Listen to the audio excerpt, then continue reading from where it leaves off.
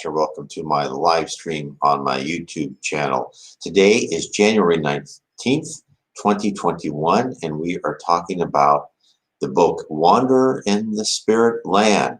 It is a book that was sent to a medium by the spirit Franchezzo, and it was the medium was a Farnese.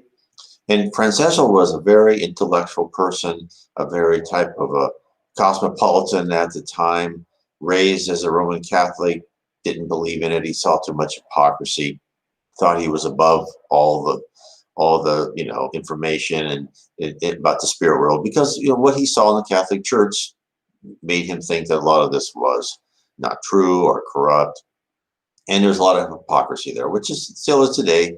All around the world. But that's why, we should not blame religion. It's the people in religion, just like, these things happen. So none of us are perfect. So before I begin, please hit the subscribe, hit the bell, hit the like button. That will help the algorithm so we can bring more of these and have more people watch and understand Spiritism.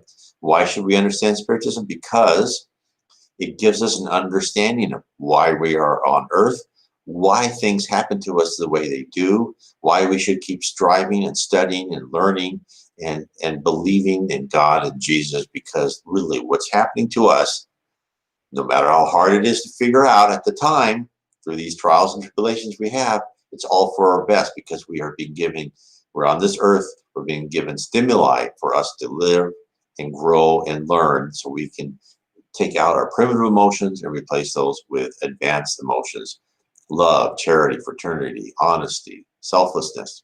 Okay, let's start in chapter 6. In the, let me put this up here so we can all see it.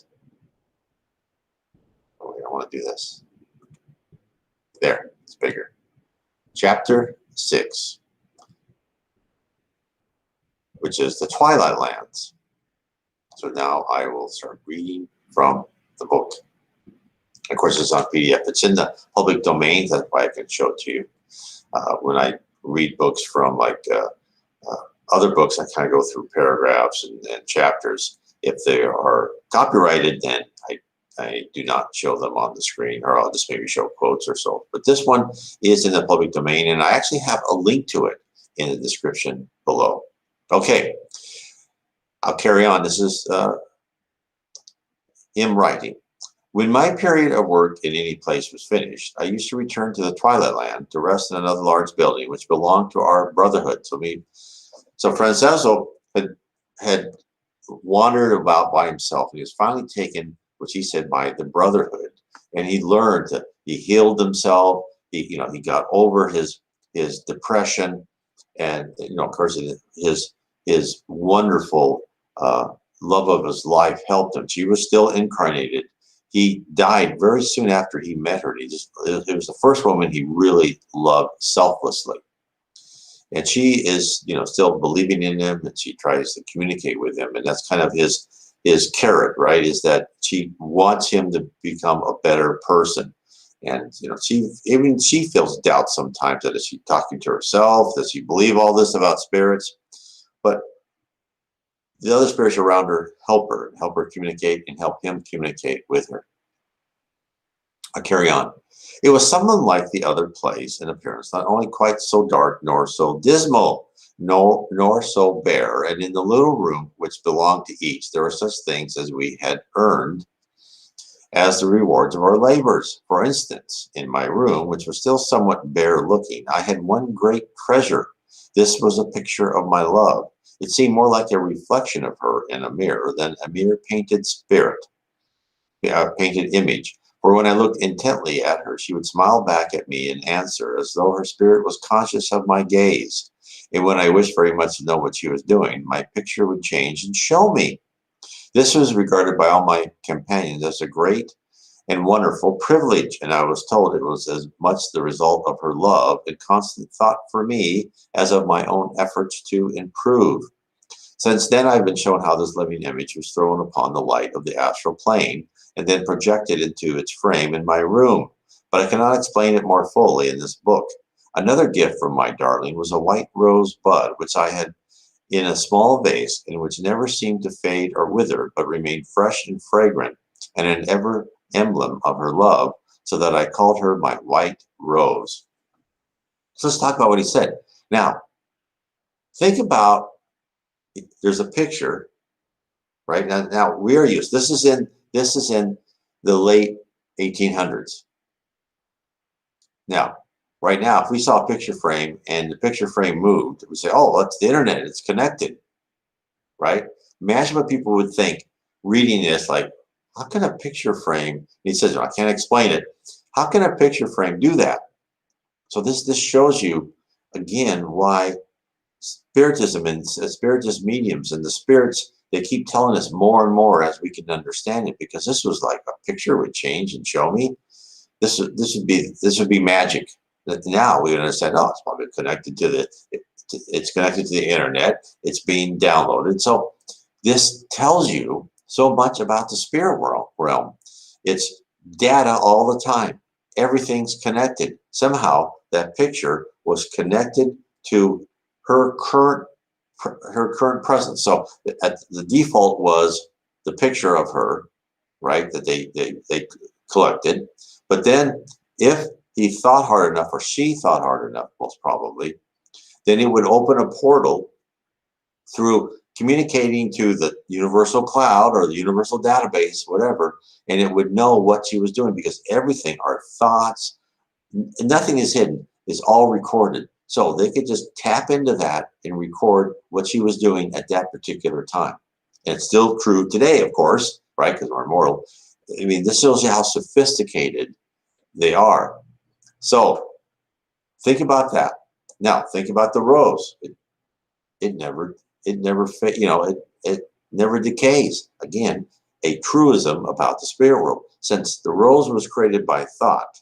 Now, usually in the spirit world, if you cut a flower and you put it in a vase, it looks good until either you stop thinking about it or a certain duration, and then it fades away and doesn't decay. And again, this is what happened with his rose. He thought about it all the time. She probably thought about it all the time, and therefore it kept alive because of their thoughts. At some future date, let's say they forget about the white rose and it's not important to them, then it would fade away. That is the power of thought in the spirit realm. Now, let me carry on another example. So there was this colony that they created a new, a new building for the leader of the colony, and they wanted it more than just his house. They wanted it full of meeting rooms and offices and things to help people. You know, the colony was going to get bigger. And so what happens is spirits came together and they made like a mold, right? A model, I should say, of the whole complex. So it was multiple rooms, you know, it was his house, but also had multiple rooms, meeting rooms, etc. And so a group of spirits got together, they made this model that this would help focus all of their thoughts, and using their thoughts, they created this whole edifice. But what they did is then they took the model, they kind of decolorized it, made it kind of a white alabaster, and they put it kind of in a garden next to it, and they made it connected to this building. So a spirit could go up to this model and say, oh, I need to see so-and-so. Are they there, and what room are they in? And then the model would display to them where that person was, if there was a meeting, right? What floor, kind of give a map. It would know everything about, it was completely connected to that building. Now, this was exposed in the early 1900s, right? Now we think, okay, we have to have an internet, right? We'd have to, and this would be even complex for our day, because you have to know every meeting time, someone would have to type that in, and then you have to have sensors and face recognition to know who was in what office or what building or wherever they were. And, you know, you have to know everything. There'd be thousands of sensors, of course, you know, and I built things with lots of sensors. So that's more room for errors, right? Every time you have a sensor, it's another failure point. But it could be done, but it would be, you know, would it be worth it right now at this at our current level of technology, just to make this easy? Probably not. But in the spirit world, it shows you how they can connect things through little data tunnels, applications, and they'll just call a module or subroutine or however you want to call it, and they can connect it to things. So this shows you that everything is connected, and this is another just another wonderment. You have to think how complex this is. And that's why when you think about we're on this earth and we're immortal, and that we are in these physical bodies that we think are real, we feel they're real. We hit a wall, it feels like a wall. This tells you how we are in this application, right? In this role playing that we are in, that we think we are. Now, why are we in this role playing? To improve ourselves. Let me carry on. I had so longed for a flower. I had so loved flowers on earth, and I had seen none since I saw those my darling put upon my grave. In this land there were no flowers, not even a leaf or blade of grass. Of course, he's in the lower zone. He's not in any levels of heaven yet. Not a tree or shrub, however, stunted, for the dry and arid soil of our selfishness had no blossom or green thing to give to any one of us. And when I told her this during one of the revisits I used to pay her, and when through her own hand I was able to write short messages, it was, I say, when I told her that there was not one fair thing for me to look upon, save only the picture of herself, that she asked that I would be given a flower from her. And this white rosebud was brought to my room by a spirit friend and left for me to find when I returned from earth. And her, you who have seen so many flowers, you do not value them enough and leave them to wither unseen. You can scarce realize what joy this blossom brought to me, nor how I have so treasured it in her picture and some loving words she once wrote to me, that I have carried them with me from sphere to sphere as I have risen, and shall, I hope, treasure them evermore. From this twilight land I took many journeys and saw many strange and different countries, but all bore the same stamp of coldness and desolation. So the lower zone is huge. Now remember, we have the earth. We have the crust of the earth. Below the crust of the earth is the dark abyss, kind of a purgatory, where people are really ignorant and criminal go. Then we have the lower zone. It starts at the crust of the earth, goes up to the level of heaven. And of course, this is around the earth. And even the lower zone has many levels. So it's huge. And it's got different countries, it has different cities. It's organized somewhat. There's not a national government. There's lots of little cities and territories run by pretty mean warlords, not nice people, but that's the lower zone. Let me carry on and describe it. One place was a great valley of gray stones with dim, cold gray hills shutting it on every side, and this twilight sky overhead. Here again, not a blade of grass, nor one poor stunted shrub was to be seen, not one touch of color or brightness anywhere, only this dull desolation of gray stones. Those who dwelt in this valley had centered their lives and their affections in themselves, and had shut up their hearts against all warmth and beauty of unselfish love. Okay, let me carry on at the end of this paragraph. They had lived only for themselves, their own gratification, their own ambitions, and now they saw nothing but themselves and the gray desolation of their hard, selfish lives around them. There were a great many beings flitting uneasily about in the valley, but strange to say, they had been so centered in themselves that they had lost the power to see anyone else.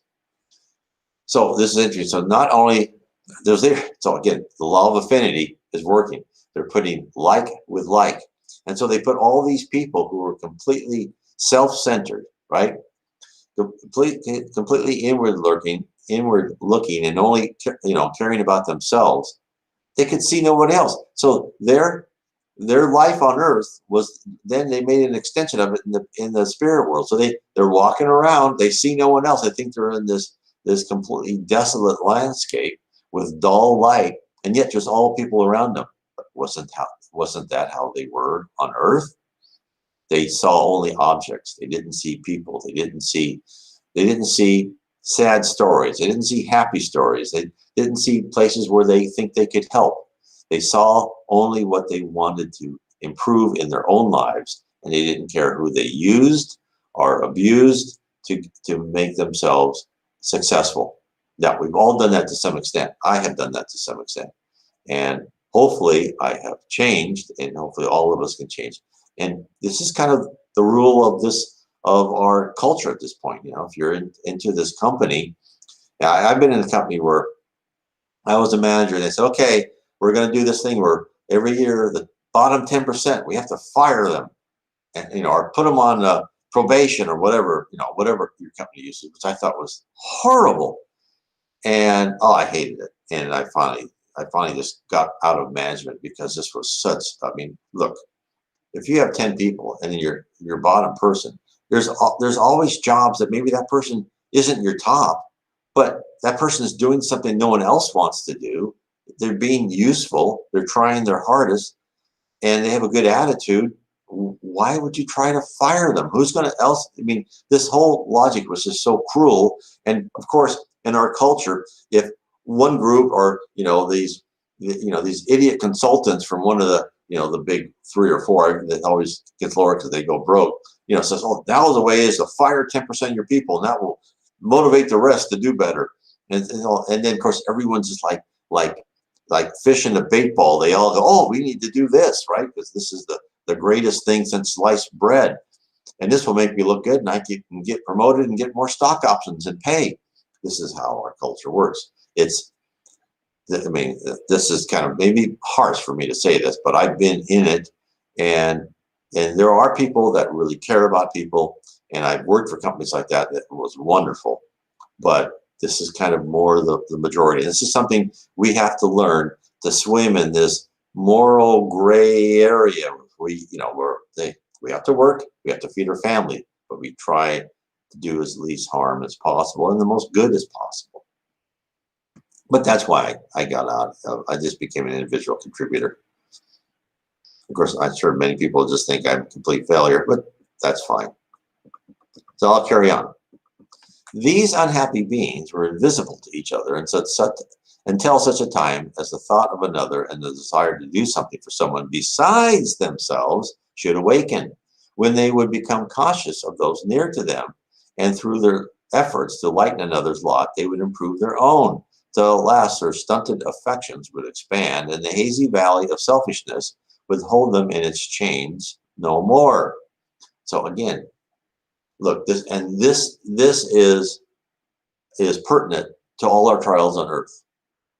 There is no horribleness forever. There's no trial that has no end. Now, granted, that end may be you leave this physical life. That's still an end because you're immortal. If you have cancer and you die, that's a trial. You're dead. Well, but you have to look at it as an immortal spirit. That was your trial. You probably learned very valuable things, and then you went on. But let me put another example. For people who committed suicide, and there was this hospital in the lower zone for people who committed suicide, and they had to analyze their life. Why did you do that? And they were told, look, no matter what terrible thing happened to you, if you had waited a week, a month, 6 months, it would have resolved something. The spirit world does not make trials in which there is no way out and there's no path to victory. That is what we all must recognize. There is always a path to victory. It may not be what you think is victory, granted, right? Because we're like 4-year-olds that we think of ourselves and we think of our own pleasure, right? I know I do. But once you step out and you go atop that 10,000 foot level and you look at your own life, then you go, oh, I learned a lot of things from that. I carry on. Beyond the valley, I came upon a great, dry, sandy-looking tract of country where there was a scanty, straggling vegetation, and where the inhabitants had begun, in some places, to make small attempts at gardens near their habitations. In some places, these habitations were clustered so thickly together that they formed small towns and cities, but all bore that desolate, ugly look which came from the spiritual poverty of the inhabitants. This was also a land of selfishness and greed, although not of such complete indifference to others' feelings as in the Gray Valley, and therefore they sought for a certain amount of companionship, even with those around them. Many had come from the Great Valley, but most were direct from the earth life and were now, poor souls, struggling to rise a little higher. And wherever this was the case, an effort was made to overcome their own selfishness. Then the dry soil around their homes would begin to put forth tiny blades of grass and little stunted shoots of shrubs. So you see, they're always watched. Just like we are here on earth, we are always watched and we're always evaluated. And little things will be either given to us or paths would open up. I talk about this in my book, The Seven Tenets of Spiritism. We are always given signs and signals. It could be dreams. It could be a call from Uncle Joe. It could be a book we read. It could be an internet site all of a sudden we wandered onto that would point us in the right direction. Let me give you a really small example. Our dog, Nevi, we came home and like the back kitchen door, right, was open. And we said, where's Nevi? Now, usually we don't worry about her because she would get out, she'd wander around and come home when she wanted to. In fact, it's funny because people would say, oh, your dog's on. Oh, I said, and I think to myself, why are you even calling me? She'll come home on her own. But this time she didn't come home. And my wife and I were kind of around and looked, and then the kids came home from school and she still wasn't home. And of course, it was great tragedy at the household. And so then we kept driving around. We couldn't find her. Then out of the blue, my son's friend called and said, do you have a dog that's missing? And they go, yeah. Because, well, my mom found it on this website for a vet. And someone turned this dog to them. They have it at their veterinarian office. And so then we drove the veterinarian office. Of course, it was closed. It was too late. But then we called out Nevi, and we could, of course, hear her bark. We knew her bark. So the next day we went and said, that's our dog. And of course, she came up to us. So then I asked. So I went to my son's friend's mother. I said, how did you know that was Nevi? She goes, well, I never go to the site, but something all of a sudden I went to this veterinarian site, and I looked at lost animals, and then something came in my mind, and I said, isn't that Nevi? And of course, then my son called your son. So now this is so small and so trivial, yet these small things, these trivial things, to me, sometimes they make the most impact of, this is how the spirit world works. That somehow they said, okay, yeah, we'll tell them that they're, we'll tell them where their dog is. We'll make everyone feel better, including Nevi. So don't just think these things are random events. Yes, there are random events, but these synchronicities, right? These little things, think about these things, that when these good things happen, these aren't just random luck. These are gifts, probably for being or for trying to be better or doing good. These are gifts from the spirit world. Okay, so I'll carry on. Such miserable hovels as were in this land, such ragged, repulsive, wretched-looking people, like tramps or beggars. Yet many had been amongst earth's wealthiest and most intimate and fashionable life. Very true.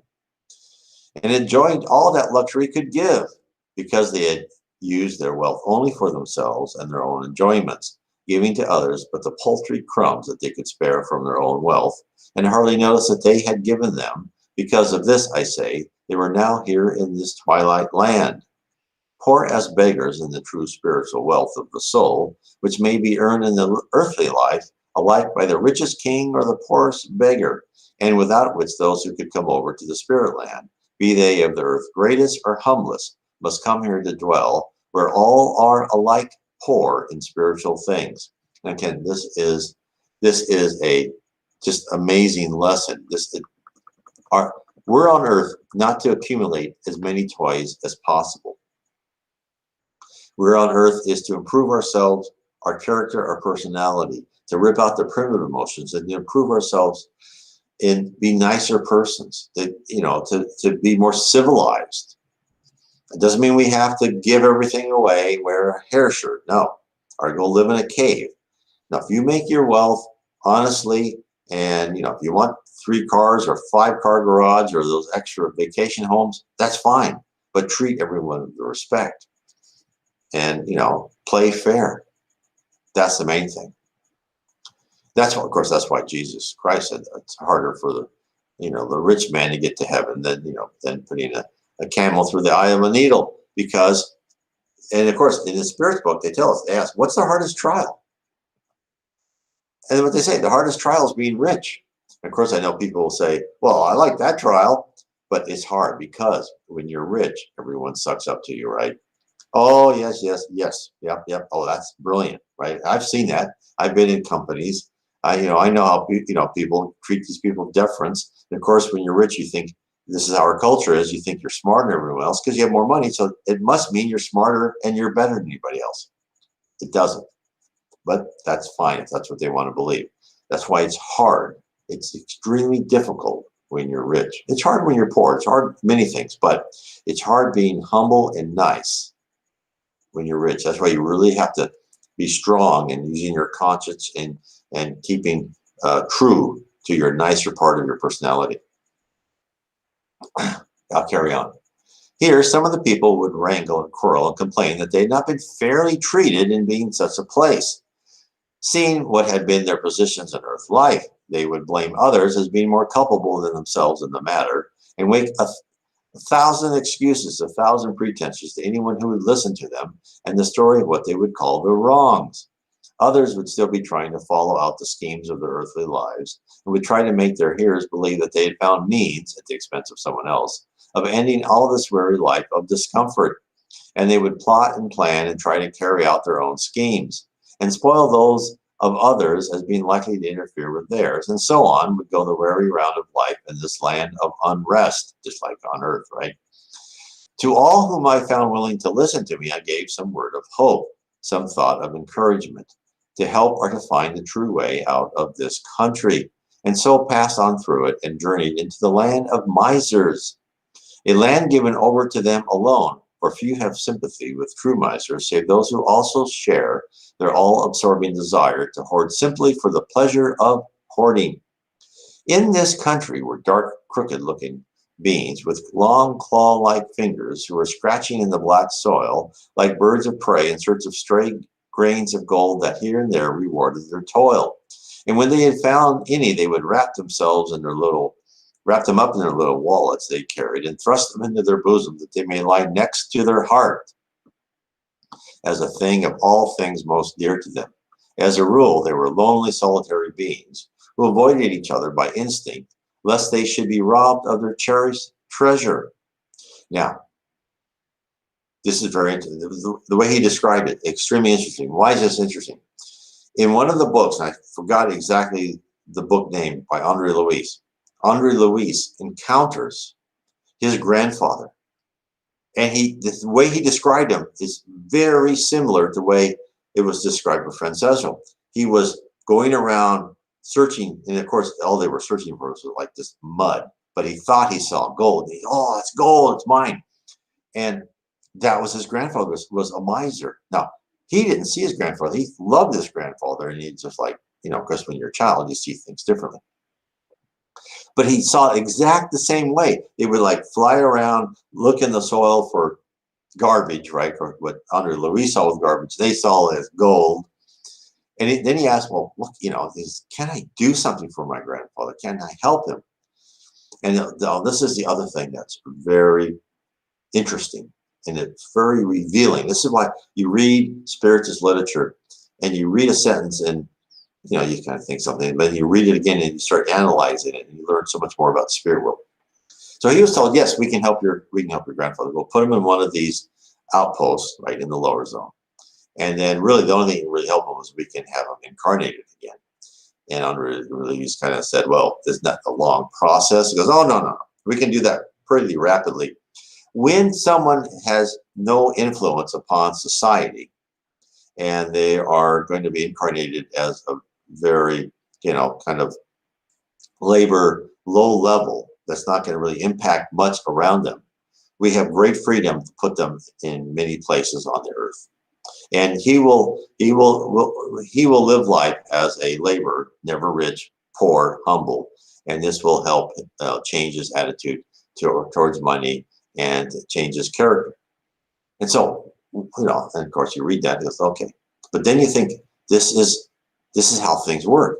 So someone like a prime minister or a president or a important educator or scientist that are actually going to change things, well, they'll be helped during their birth. They will be given, modifications to their DNA to help them whatever they're doing. They will be guided more by other spirits.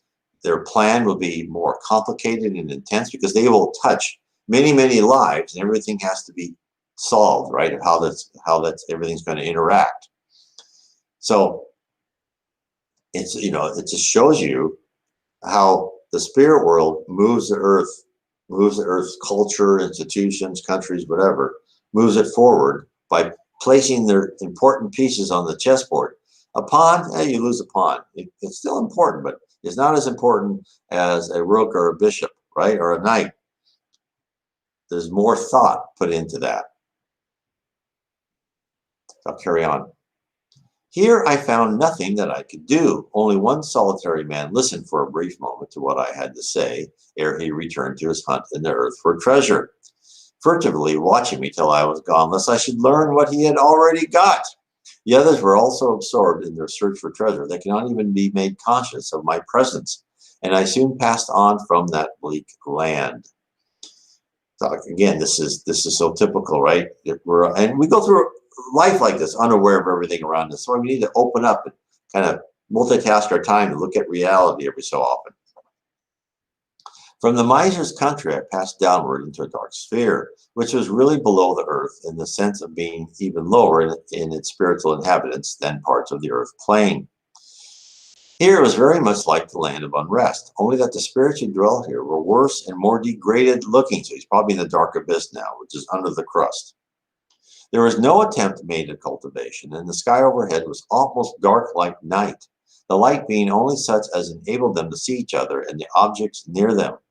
Whereas in the land of unrest, there were but wrangling and discontent and jealousy. Here there were fierce fights and bitter quarrels. Here there were gamblers and drunkards, betting men, card sharpers, commercial swindlers, profligates, and thieves of every kind. The law of affinity again, like it's going to be with like.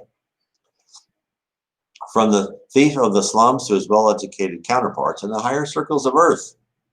All whose instincts were roguish or dissipated, all who were selfish and degraded in their taste, were here, as well as many who had been in a higher condition of spiritual life, had not constant association on earth with this class of man, deteriorated and degraded them to the level of their companions, so that at death they had gravitated to this dark sphere, drawn down by ties of association. It was to this last class that I was sent, for amongst them there was hope that all sense of goodness and right was not quenched, and that the voice of one crying to them in the wilderness of their despair might be heard and lead them back to a better land.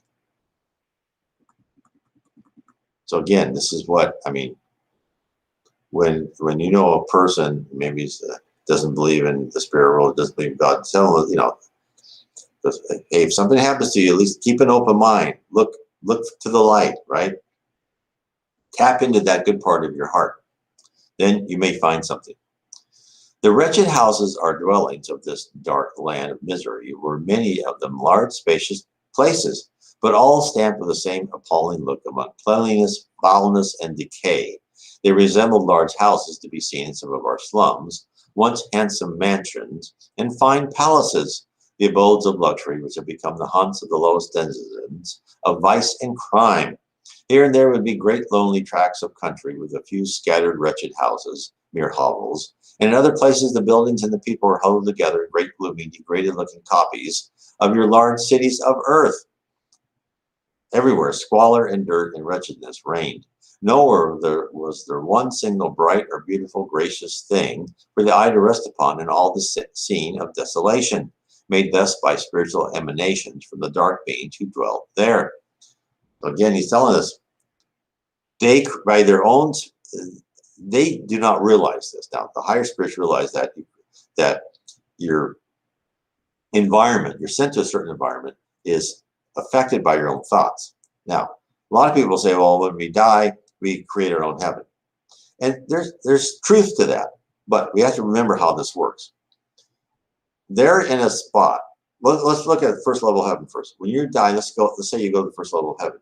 Now, you are this nice person, but then you see this reality, and you see these great cities, you see these people around you, and you have good thoughts. But you're not creating that environment per se. You're contributing to it because you're also being affected by these other thoughts and by the constructed environments by higher spirits with a greater force of will than you have at this time. Now, if you went off and you went to their own little plot of land somewhere in heaven, you could probably start suddenly changing the environment to fit what you're thinking, because you wouldn't be affected by these other thoughts coming in. The same thing's happening to these people down here because they don't know they've created their own environment. Their thoughts are low and base, and therefore their environment is low and base, and their cities are in the throes of decay, and it's not a nice place. Well, it's not a nice place because they're not wonderful people. They will be wonderful people. They all will be wonderful people someday. That's why we should look at everyone in the world, is that everyone is on a trajectory. It may be a low slope, maybe a level slope for quite a few lives, but eventually they'll be on a trajectory where they will go up. I'll carry on. Amongst these wretched inhabitants, I wandered with my little star of pure light, so small that it was but a bright spark flickering about in the darkness as I moved. Yet around me it shed a soft pale light as from a star of hope. And that shone for those not so blinded by their own selfish, evil passions to behold it. Here and there I would come upon some crouched in a doorway or against the wall, or in some miserable room, who would arouse themselves sufficiently to look at me with my light and listen to the words I spoke to them, and would begin to seek for the better way, the returning path to those upper spheres from which they had fallen by their sins. Of course, the Spiritism like to say wrongs, not sins. Some I would be able to induce to join me in my work of helping others, but as a rule they could only think of their own miseries and long for something higher than their present surroundings. And even this, small as it seems, was one step. The next one of thinking how to help others forward as well would soon follow.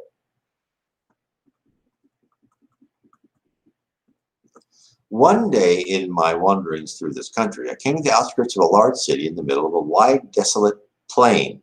The soil was black and arid, and like those of the great cinder heaps that are seen near your ironworks, anything I can liken it to. I was amongst a few dilapidated, tumble-down little cottages that formed a sort of fringe between the unhappy city and the desolate plain, when my ears caught the sound of quarreling and shouting coming from one of them, and curiosity made me draw near to see what the dispute might be about, and even if here there may not be someone whom I could help. So again, this shows you he's going through cities, the lower zone's organized, right? It's typical. People organize themselves because of their preconceived ideas. I'll carry on. It was more like a barn than a house. A great rough table ran the length of the room, and round it upon coarse little wooden stools were seated about a dozen or so men. Such men. It's almost an insult to manhood to give them that name. They're more like orangutans, with the varieties of pigs and wolves and birds of prey expressed in their coarse, bloated, distorted features. Such faces, such misshapen bodies, such distorted limbs. I can in no way describe them. And of course, this has been the same thing you've read in other books by Andre Louise, psychographed by Xavier, other spiritist mediums.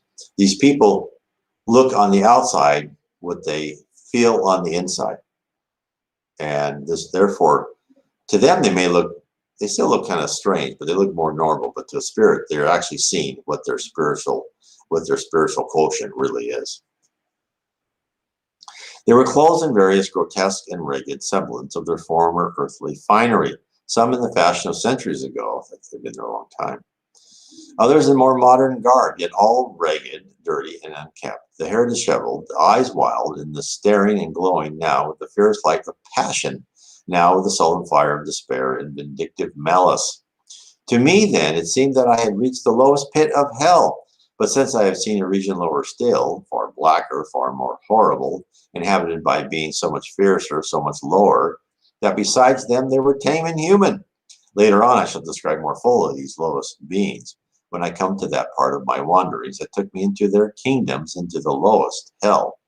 But the spirits whom I now saw fighting in this college were quarreling over a bag of coins that lay on the table. It had been found by one of them and then given to be gambled for by the whole party. The dispute seemed to be because each wanted to take possession of it himself without regard to the rights of anyone else at all. Well, well, they're all alike, right? It was simply a question of the strongest, and already they were menacing each other in a violent fashion. The finder of the money, or rather the spiritual counterpart of our earthly money, was a young man under 30, I should say, who still possessed the remains of good looks, and but for the marks that dissipation had planted on his face, would have seemed unfit for the present surroundings and degraded associates. He was arguing that the money was his, and though he had given it to be played for fairly, he objected it to be robbed of it by anyone. I felt I had no business there, and amidst a wild chorus of indignant cries and protestations that they supposed they were as able to say what was honest as he was, I turned and left him. I had proceeded but a short way and was almost opposite another deserted little hovel when the whole wild crew came struggling and fighting out of the cottage, wrestling with each other to get near the young man with the bag of money, whom the foremost of them was beating and kicking and trying to deprive of it.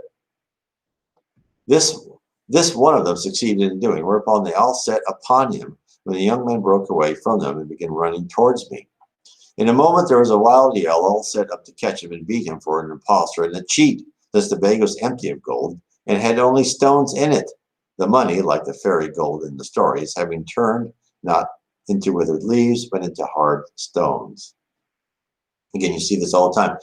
Other ones have said that they've been in these cities where, where people have a store to sell things, and people would buy them and they take them home and then they disappear and they get back on the shelves of the store because it's just it's this fake world that they live in, and they don't understand the power of their own minds, and that object was created by the owner of the store. So when someone took it and didn't have the power enough to think about that, it would disappear and reappear back at the store.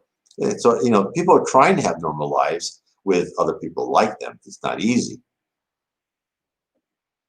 Almost before I realized that the wretched young man was clutching hold of me and crying out to me to save him from these devils, and the whole lot were coming down upon us in hot pursuit of their victim.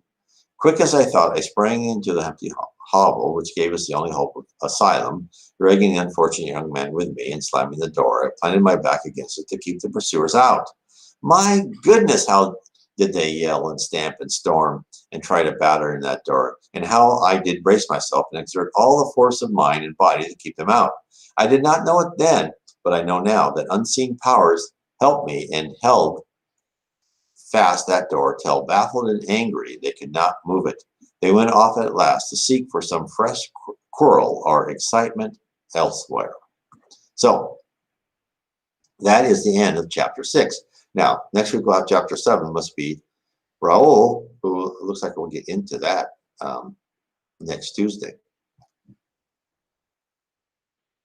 So I want to, first I want to thank everyone for being here, and then also again remind you to subscribe, hit the bell, and if you're interested in heaven and the spirit world, I have a series of 3 books. Heaven and Below is the first book. It talks about heaven, the lower zone, talks the dark abyss, which is like a type of purgatory, and talks about Jesus in the spirit world. And then my second book is all about spirits, and it is, let me find it here.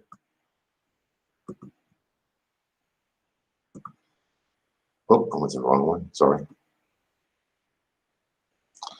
How Weird. That's book 3. Oh, gotta go book 2 for book 3 is how we are guided by spirits. It just tells us all about that. And then my book 2 is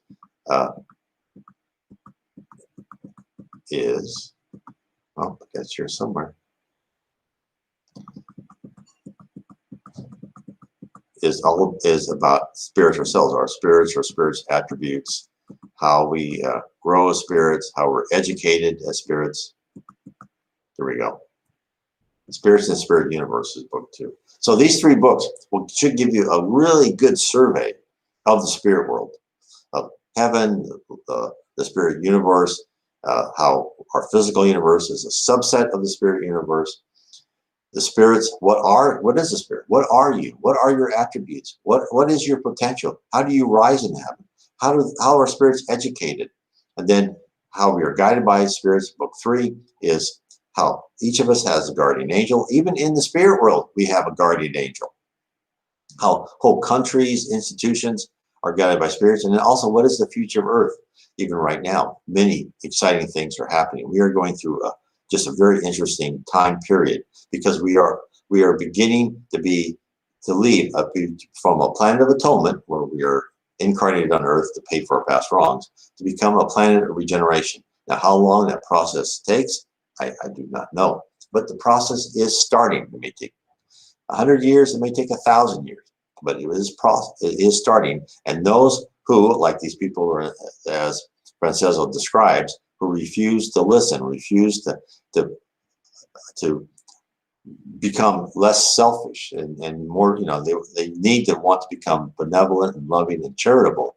They will not be on Earth. They will be on another planet, probably another planet of atonement somewhere else in the physical universe next time. So these are things that you can certainly read and understand about that. If you are new to Spiritism, I have a book on my site, nwspiritism.com. This is in PDF. It's free. Of course, you can also buy it in Kindle or paperback. I also have it on audio if that's what you want instead. But it's also free in PDF. There's also someone wonderfully translated it for me in French in PDF. So you can just go to my site, nwspiritism.com. This is a good short book, less than 100 pages, I think, about Spiritism. It kind of tells you about it, what the central tenets of it are. So anyway, I want to thank everyone for being with me today. And, please, spread Spiritism as you can. Show people, share this video. And if you want to go to the headwaters of Spiritism, how it started, it was codified by Allan Kardec. Jesus promised us, Allan Kardec, in the New Testament, it says, I'm going to send you a consoler, the Spirit of Truth. And they call Allan Kardec the codifier because the Spirit of Truth organized all the spirits. Allan Kardec just sent a series of 1,019 questions that were answered by multiple mediums throughout the regions of France and Paris, and other parts of Europe. And then he codified these answers. So it's a very good book. You can get that on PDF. I also have this book on my YouTube channel. It's a playlist, the Spirits book, and I read every chapter in this book. So again, if you like the kind of the audio version, I also have it downloadable on my website. You can download it on MP3 or I forgot the other format, kind of more like an audiobook format. You can, I had to split it in two because it's huge, but you can also listen to it audible. So anyway, there's many ways that you can understand your world, understand why you're going through the trials, and understand how you can improve yourself. Because once you understand all this, your life becomes less stressful. Because then you see these little trials and tribulations and these little dramas you have with other people. They're not that important. You're immortal. You can't die. I got news for you. And you can never lose hope because there's always another opportunity. Here, remember that. And please think about things, love other people, cherish other people, respect other people. God bless.